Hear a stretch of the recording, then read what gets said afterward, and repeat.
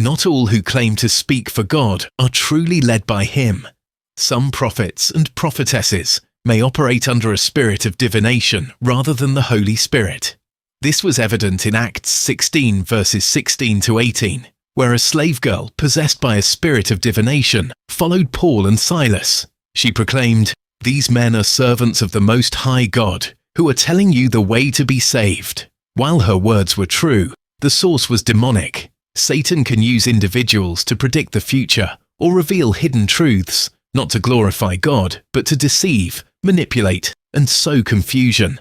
Modern prophets on social media and beyond may exhibit similar traits, using their supposed gift for personal gain, fear-mongering, or self-promotion. Believers must test the spirits, 1 John 4 verse 1, and examine the fruit of a prophet's life and ministry. True prophecy aligns with God's word, leads to repentance, and glorifies Christ and not the individual.